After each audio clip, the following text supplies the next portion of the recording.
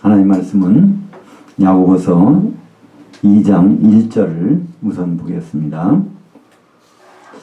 내 형제들아 영광의 주 곧 우리 주 예수 그리스도의 믿음을 너희가 가졌으니 사람을 차별하여 대하지 말라.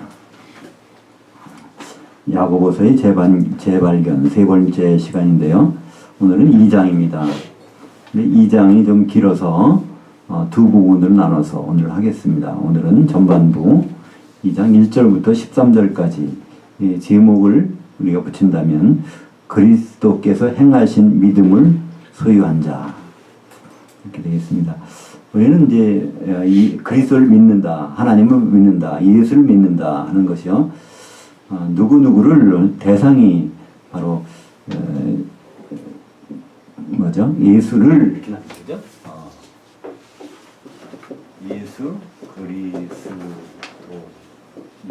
믿는다. 믿음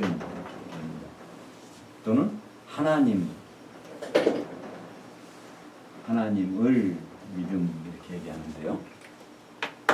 우리말 번역은 전부 이렇게 있죠. 이게 안 돼 있는 곳이 없습니다.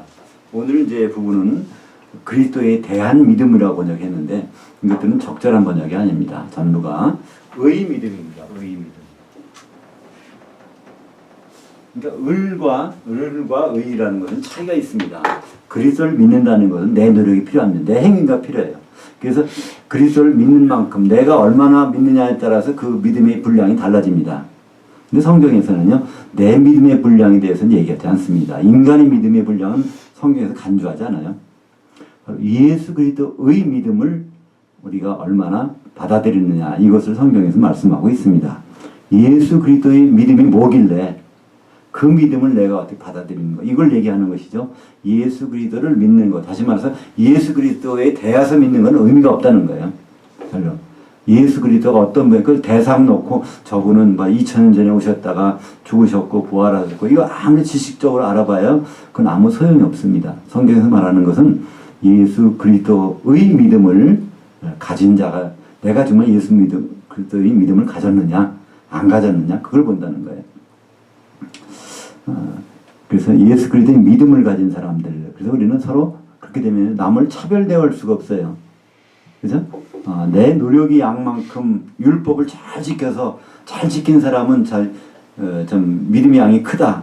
그걸 조금밖에 못 지킨 사람, 이제 갓 예수 믿은 사람, 그런 사람은 믿음이 작다 이렇게 생각할 수 있는데 그게 아니라는 겁니다. 예수 그리스도의 믿음을 언제 받았냐가 중요한 것이 아니라 예수 그리스도의 믿음 자체가 중요한 것입니다. 이걸 정확히 번역하면요, 오늘 문장은요, 그 뒤에 부분은 예수 그리스도의 믿음을 외모로 취하지 말라 이렇게 원래 그렇습니다.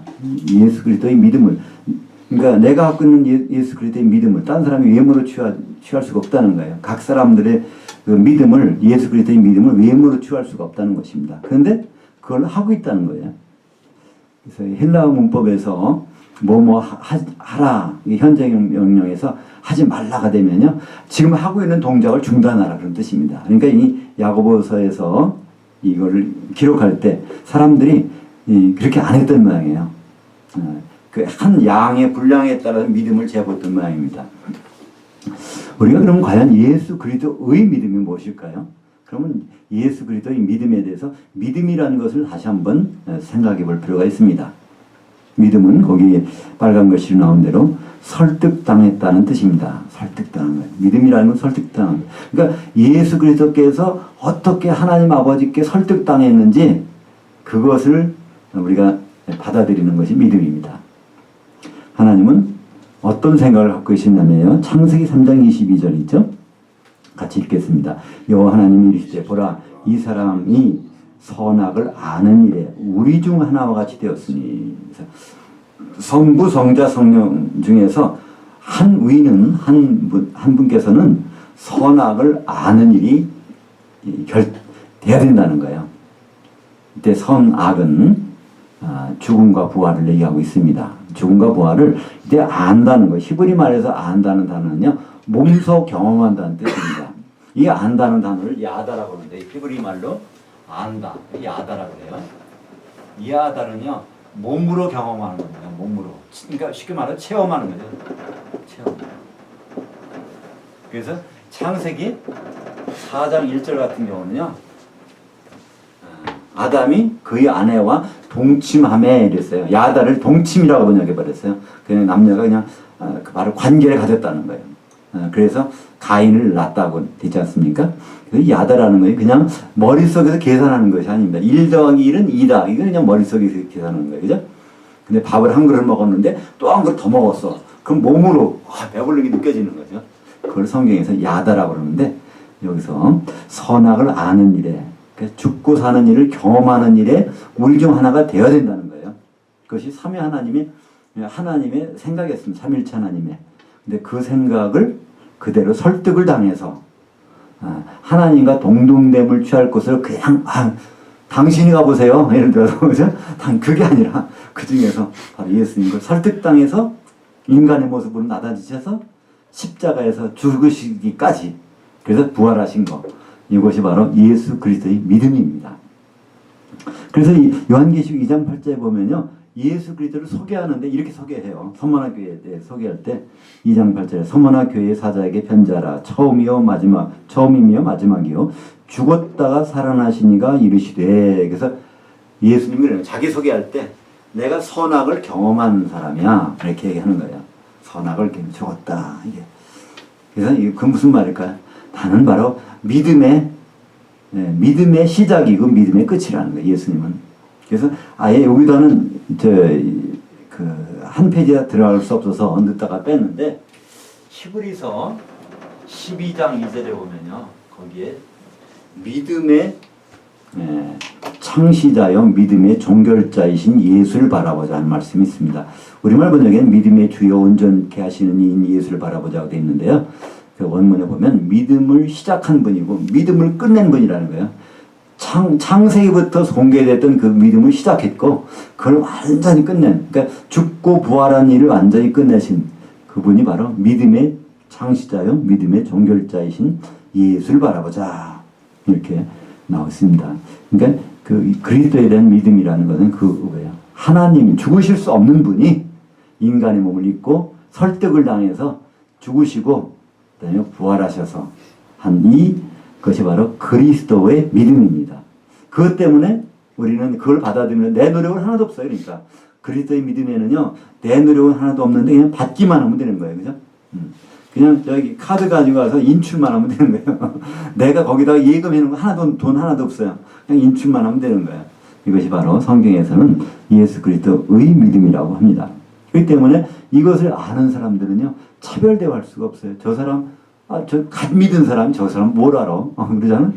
나는 이렇게 오랫동안 믿었고 교회에서 봉사도 많이 했고 직분도 가졌고 이렇게 했는데 이렇게 할 수가 없다는 거예요. 내 노력으로 가져진 믿음이 아니기 때문에.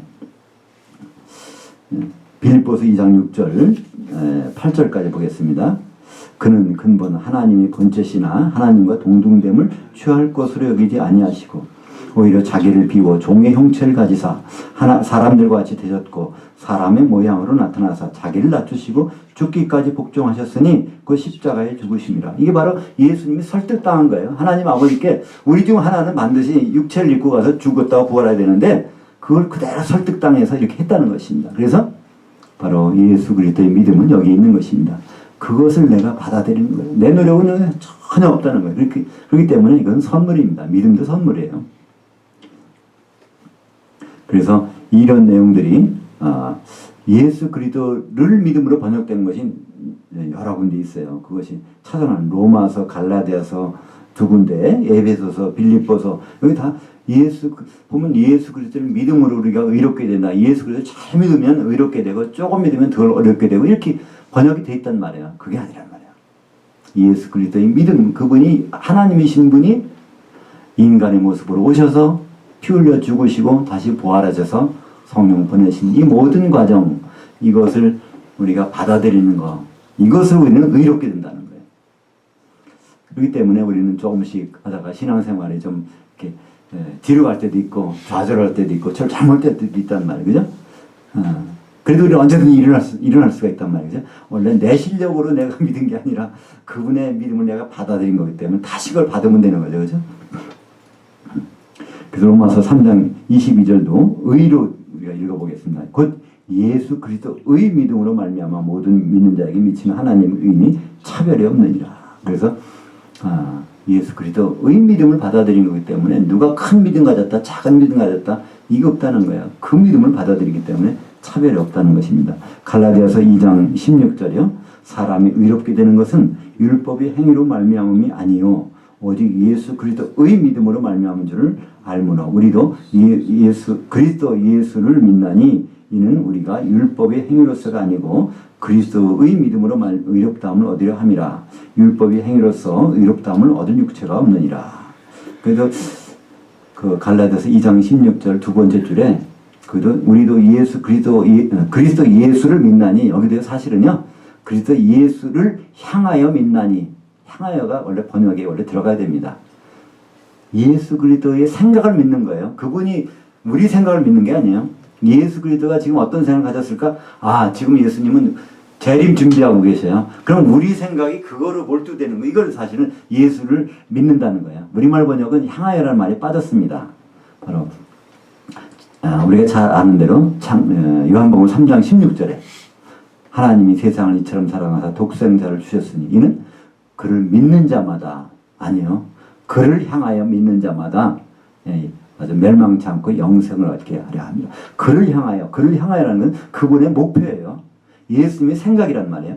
예수님의 생각, 그분의 일정표, 그분이 어떻게 하시겠다는 계획, 그걸 내가 받아들이고 그대로 따라가는 거, 이런 사람이 영생 얻는 것이지. 예수님은 오늘 또 연구해서 내가 얼마씩 알아가는 거, 믿는 거, 내가 받아들이는 거, 그게 아니란 말이죠, 그죠? 그래서 그래도 이제 고친다는 게 그거는 고치지 못했습니다. 우리도 예수를 믿나니가 아니라 우리도 그리스도 예수를 향하여 믿나니 또는 안으로 믿나니 그걸 목표로 향하여 믿나니 이렇게 되는 거겠죠. 갈라디아서 3장 22절입니다. 그러나 성경이 모든 것을 죄 아래 가두었으니 이는 예수 그리스도의 믿음으로 말미암는 약속을 믿는 자들에게 주려 함이라. 그래서 예수 그리스도의 믿음을 로 말미암는 약속. 그러니까 그분이 십자가에 달리셨기 때문에 이것을 이루어내셨기 때문에 그래서 우리에게는 그 약속이 유효한 거예요. 내가 잘 믿어서 이 약속이 유효한 것이 아니라 그분이 그것을 이루어놓으셨기 때문에 그 유효하다는 것이죠. 에베소서 3장 12절 우리가 그 안에서 그의 믿음으로 말미암아 담대함과 확신을 가지고 하나님께 나아감을 얻느니라. 예수를 믿어서 내가 담대한 게 아니에요. 예수님이 믿음이 그렇기 때문에 나는 담대할 수 있다는 거예요. 그분이 나는 별 볼 일 없지만 그분이 하나님으로서 인간 되셔서 십자가에 달리시고 이 모든 것을 하나님께 설득당해서 된 그것 때문에 나는 담대하다는 거예요. 나를 보면 아무것도 아니에요. 그러나 그분 때문에 그분의 믿음 때문에 우리는 담대함을 가지고 당당하게 하나님께 나아갈 수 있다는 거예요. 근데 구약시대 때 율법을 지키는 사람들은 이럴 수 없었어요. 그죠? 항상 율법을 지켜도 부족한 게 있잖아요. 그러니까 하나님께 당당하게 못 나가요.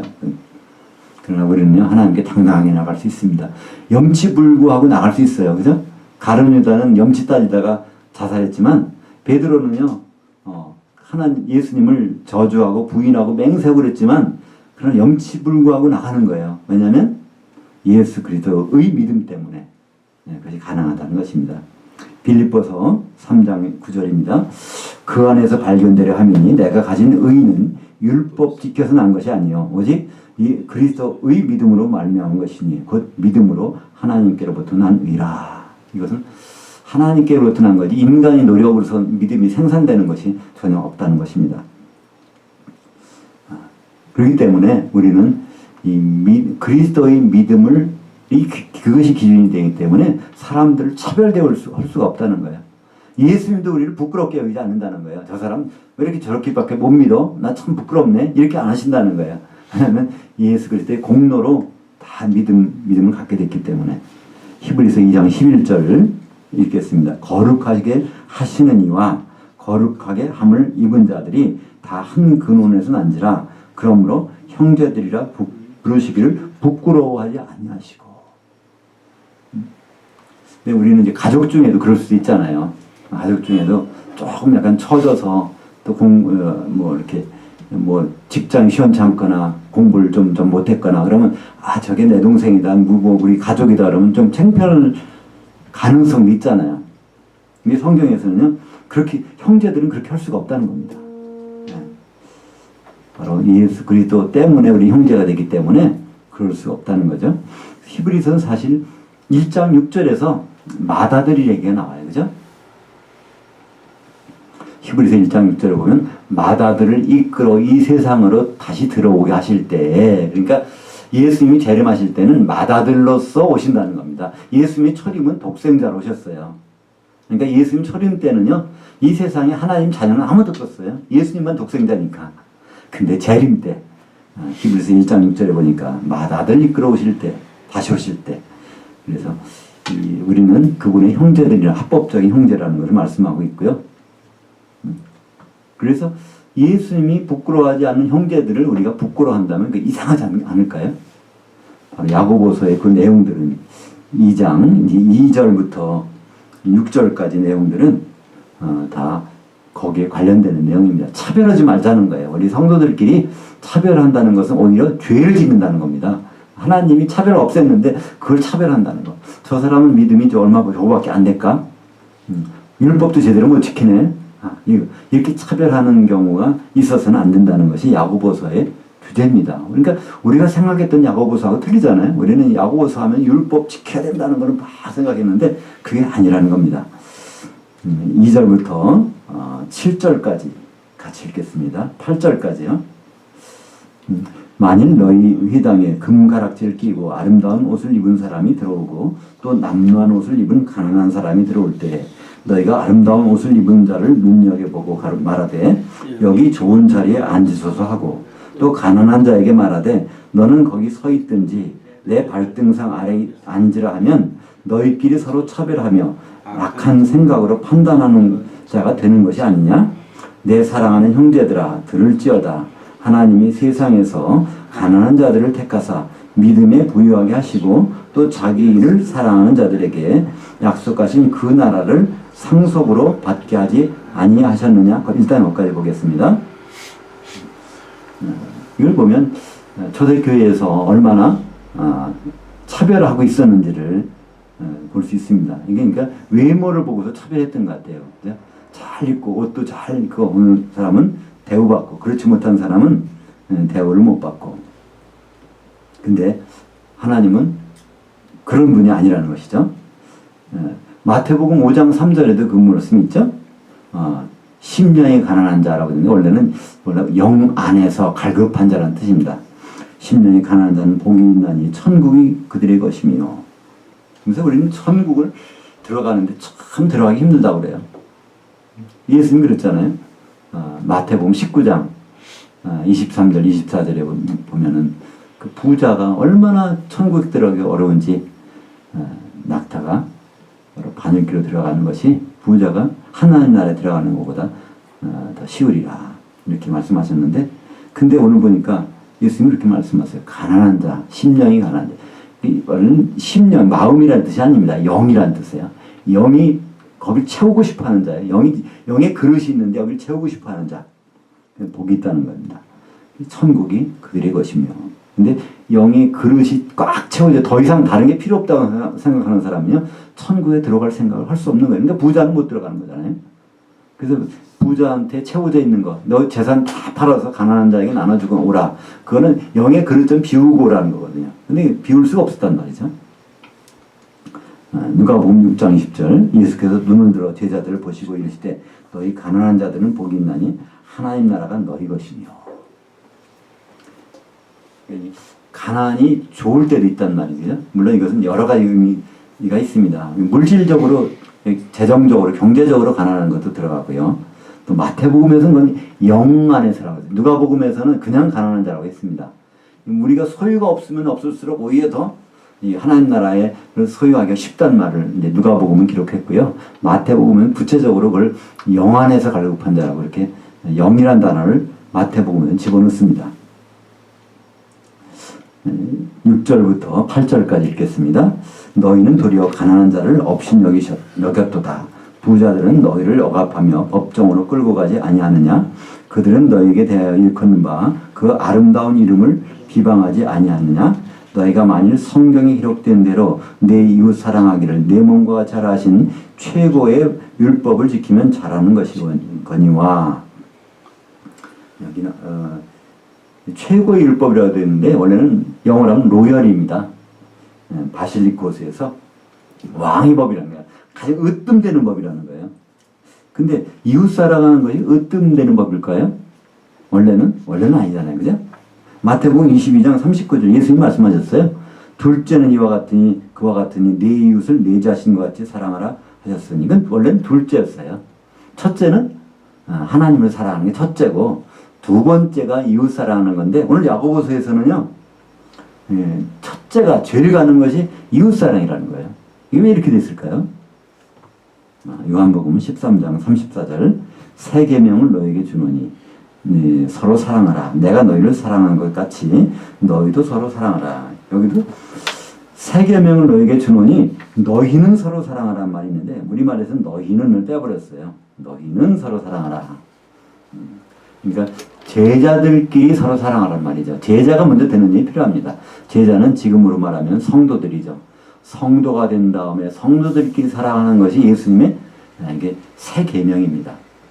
그래서 이것이 왕의 계명이 되어버렸어요. 이것은 예수님 십자가에 달리시기 직전에 하신 말씀이죠. 내가 십자가에 가서 이제 하나님 사랑하는 것은 인간이 할 수 없으니까 내가 가서 완전히 그것은 설득당해서 이루어버릴 테니까 그 다음부터는 너희는 내 제자가 돼서 그래서 서로 사랑하라. 이것이 바로 주님의 계명입니다. 야고보서는 이것을 다른 말로 표현했습니다. 최고의 법, 왕의 법으로 바로 이렇게 표현을 한 것이죠.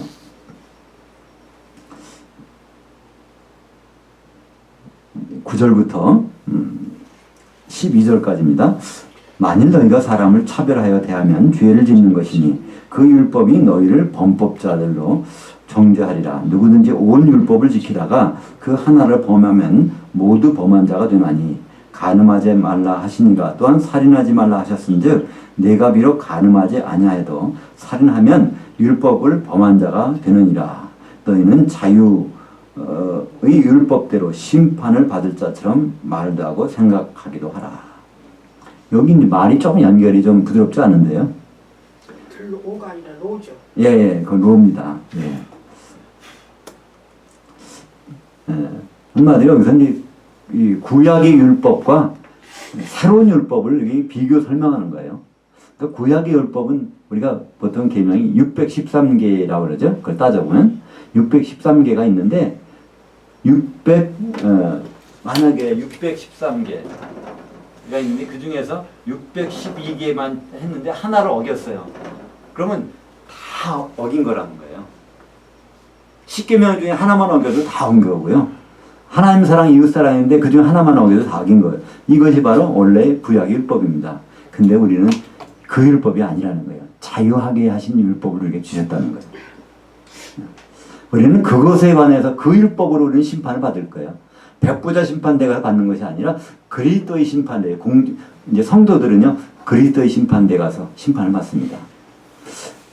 고린도후서 5장 10절에 여기도 나오죠. 거기서 나오는 것이 그리스도의 심판대. 그리고 백보자 심판대는 1000년 지난 다음에 있는 거예요. 천년왕국 지난 다음에. 시차가 1000년의 시간이 있습니다. 그래서 우리는요, 새로운 법으로 심판받는. 그러니까 대학교도 그렇잖아요. 정규고사가 있지만 수시가 있어요. 수시 또는 특차가 있어요. 그죠? 수시로 합격해버리면요, 나중에 그거는 필요 없어요. 그때 놀러 다녀도 돼요. 수시로 합격해놓으면. 마찬가지로 우리 성도들은 이제 먼저 이 자유하게 하는 율법이 있습니다. 고린도후서 5장 10절 이는 우리가 다 반드시 그리스도의 심판대 앞에 나타나게 되어 각각 선악간에 그 몸으로 행한 것을 따라 받으려 함이라. 고린도전서나 고린도후서에서 몸이란 말이 많이 나옵니다. 그 중에서 개인의 몸을 말할 때도 부분적으로는 있어요. 그러나 전반적에서는 특별히 5장 10절에서는요. 이거는 단수입니다. 그 몸으로. 예수 그리스도의 그 몸, 교회입니다. 그래서 그리스도의 몸 가운데서 어떻게 행하냐에 따라서 그걸 심판받는다는 거예요. 그러니까 이것은 공중에 가서 심판받는 것입니다. 들려물러 봤는데 그때가 이 세상 사람들과 관계없는 겁니다. 세상 사람들은요 백보자 심판에 심판받는데 거기 보면 각각의 행위대로 심판받는다고 되어 있어요. 요한계시록 20장 12절 13절에 보면 저희들이 각각의 행위대로 심판받는 거 그때는. 그러나 우리가 이 공중에서 그리스도의 심판돼서는 그게 아니야. 그 몸으로서 소속돼서 어떻게 행했느냐 그들을 심판받는다는 거예요. 지체로서 어떻게 제대로 했느냐 못했느냐. 제라기보다도 상급 심판인가요? 뭐 그렇게 볼 수 있죠. 예. 하여튼 그 몸을 이루는데 방해했느냐 그렇지 않으면 잘했느냐. 그 두 가지 보시겠다는 겁니다. 그 몸에 있어서 해로움을 줬느냐 이로움을 줬느냐 선악간에 그걸 판단하시겠다는 거예요. 그러니까 해로움을 준 사람들은 이제 성도 자리에서 떨어지겠죠. 결국 혼인잔치 못 들어갑니다. 그죠? 그래서 이로움을 준 사람만 혼인잔치 들어가고 해로움을 준 사람들은 다 거기서 밖으로 떨어지는 거죠. 요한계시록 18장에서는 다 어디 된다고요? 바다로 가라앉습니다. 그랬다가 요한계시록 20장에서는 바다가 죽은 자들을 다 내어주면 그때 생명책에 이름이 있으면 구원받는 거죠. 그래서 야고보서에서는 계속 율법을 말하지만 여기서는 온전하게 된 율법을 얘기하고 있습니다. 그러니까 구약의 과거의 율법과 새로운 율법을 지금 말씀하고 있는 거죠. 야고보서 1장 25절 다시 한번 보겠습니다. 자유롭게 하는 온전한 율법을 들여다보고 있는 자는 듣고 잊어버리는 자가 아니요 실천하는 자니 이 사람은 그 행하는 일에 행복하리라. 이때 복은요 주님을 만나는 복, 하나님과 거리가 좁혀지는 복이라고 그랬죠. 주님을. 이것은 우리가 말하는 구약의 율법이 아닙니다. 온전한 율법이에요. 구약의 율법은 온전하지 않습니다. 그래서 예수님은 그렇죠. 내가 율법을 폐하러 온 것이 아니라 그걸 완전케 하라. 그러니까 부족한 것이 있어서 그걸 채우러 왔다고 그랬어요. 그래서 예수님이 우리에게 주신 법은요. 그래서 복음입니다. 자유케 하는 온전한 율법은 구약의 율법이 아니라 새로운 법, 복음이고요. 그것이 바로 세계명입니다. 예수님 안에서 제자가 되고 성도가 되어서 서로 사랑하는 것. 이것이 바로 마카리오스의 주님과 만날 수 있는 복이라는 것이죠. 13절 있습니다. 왜냐하면 긍휼을 행하지 아니하는 자에게는 긍휼 없는 심판이 있으리라. 긍휼은 심판을 이기고 자랑하느니라. 그래서 우리가 믿음의 사람끼리는요 서로 긍휼하게 여기는 것 그거밖에 있을 수 없다는 거예요. 그렇지 못한 사람, 그렇지 않은 사람들을 이제 구분하게 되는데 마태복음 25장에 보면요 거기는 백보자 심판 때에서 그 심판 받는 게 있죠, 그죠? 그때 기준이 뭘까요? 그 예수님 말씀하셨죠? 기준이 가장 여기 있는 내 형제들 중에서 가장 작은 자에게 잘하면 나한테 잘한 거고 그에게 못한 거면 그거 못한 거라는 거예요. 그때 어디로 가면 뭐 불 못하고 거기서 갈라지는 게 나오는 거예요. 엄청난 일이 갈라지는 거예요. 바로 이 긍휼 때문에 그 심판에서 면해가지고 바로 생명체 이름이 기록돼서 가는 그것. 그러니까 우리는 이 긍휼이라는 거는 아주 심판을 이길 수 있는 엄청난 힘이 있습니다. 마태복음 25장 40절 볼까요? 그 왕이 대답하여 이르시되 내가 진실로 너희에게 이르노니 너희가 여기 내 형제들 중에 지극히 작은 자 하나에게 한 것이 곧 내게 대하여 한 것이니라. 백보자 심판 때 이 주님 말씀하세요. 그 가운데는 주님이 있고 그 여기 쭉 배석 판사들 있잖아요. 성도들이 여기 쭉 있는 겁니다. 여기 형도들 중에 누구 하나에게 가장 작은 자에게 가장 겸손한 자겠죠. 가진 자에게 한 거 그거 바로 나한테 한 거라고 인정하시겠다는. 그럼 거기서 전혀 불못에 들어가는 일은 없단 말이에요. 영생에 들어간다고 돼 있죠. 예. 양의 대열에 있는 사람들은 작은 자에게 바로 그렇게 긍휼을 행하는 사람이에요. 그럼 이제 영생에 들어가고 염소에 대해 있는 사람들은 작은 자에게 그걸 안 해준 사람이 돼요. 그것은 바로 지옥불에 영멸에 들어간다고 말씀하고 있습니다. 그러니까 우리가 이제 믿음으로써 믿음을 갖고 있는 사람끼리 서로 대인관계를 여기 설명해 주는 겁니다. 한마디로 오늘 내용은 뭘까요? 차별해서는 안 된다는 거예요. 내가 뭐가 낫다고 생각할 수는 안 된다는 거예요.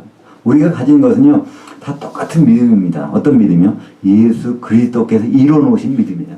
그걸 갖고 있을 뿐이에요. 그게 굉장히 엄청난 효력이 있단 말이에요. 내가 쌓아놓고 하나하나 단계를 쌓아서 채워놓은 거, 내가 얼마나 기도를 많이 했고, 얼마나 성경 많이 읽었고, 부제했고, 봉사했고, 이거 쌓아놓은 것이 아니라, 바로 내게 있는 믿음은 예수 그리스도께 이뤄놓은 믿음을 내가 받아들인 거. 그거기 때문에 모든 사람은 외모로 어떤 믿음의 양이 되는 것이 아니라 똑같다는 거예요. 차별할 수가 없다는 거죠. 그죠? 그래서 그런 차별을 안 하고 오히려 긍휼히 여기는 사람. 주님은 그 사람을 인정하시겠다는 것입니다. 그래서 행함이 있는 믿음을 우리에게 보여주신 분이 누굴까요? 예수님이십니다. 그래서 이제 야고보서 2장 14절부터는요, 행함이 있는 믿음에 대해서 소개를 해줘요. 그것이 이제 아브라함과 라합에 대해서 나오는데, 사실은 그거의 대표자가 예수님이시거든요. 예수님이 행함이 있는 믿음이 있어요. 하나님이시지만 그냥 하나님이 있는 채로 가만히 계신 것이 아니라 하나님의 모든 권리를 포기하고 인간의 몸으로 내려오셔서 그걸 실제적으로 죽기까지 복종하시고 그래서 부활하신 이 믿음, 그것이 바로 예수님의 믿음인데, 그런 믿음을 샘플로 보여준 행함이 있는 믿음이 이제 앞으로 나옵니다. 그것이 2장 뒷부분에 나오는 아브라함과 라합의 믿음이죠. 아브라함의 믿음은 무엇입니까? 이건요, 율법을 정면으로 도전하는 믿음이에요. 살인하려고 했잖아요. 율법, 10계명에 바로 5번째 보면요, 살인하지 말라 그랬잖아요. 근데 자식을 칼로 찔렀는데 아브라함 하기 때문에 가만히 있었던 거지, 살인할 뻔했잖아요. 살인 미수잖아요. 그죠? 이건 율법 어긴 거예요, 사실은. 그리고 라합은 어떻습니까? 이 적군이 스파이가 왔는데 여기로 방금 들어갔지 않았느냐 그랬더니 그 사람 바로 나갔다. 거짓말했잖아요. 이건 10계명 중에서 바로 9번째죠. 이웃에게 거짓 증거하지 말라 그랬어요. 근데 거짓 증거했단 말이에요. 그러니까 율법을 정면으로 어긴 게 라합입니다. 근데 행함이 있는 믿음이 샘플로 우리에게 보여주고 있단 말이에요. 그러니까 우리는 율법에서 나오는 그 믿음을 행하는 것이 믿음이 아니라 바로 예수 그리스도의 믿음. 하나님 원래 죽으실 수가 없는 분이에요. 죄를 같이 공존할 수 없는 분인데 그분은 공존해가지고 죽으셨단 말이에요. 이건 있을 수 없는 일이 벌어진 거잖아요. 예수님은 바로 도저히 율법으로서는 행할 수 없는 그 믿음을 이루어 놓으신 분이고, 우리는 바로 그리스도를 믿어서 의롭게 되는 것이 아니라 그리스도의 믿음을 받아들여서 우리는 어떤 우리가 잘하건 못하건 간에 그걸 인정하는 순간 우리는 바로 의로운 사람들로 인정을 받습니다.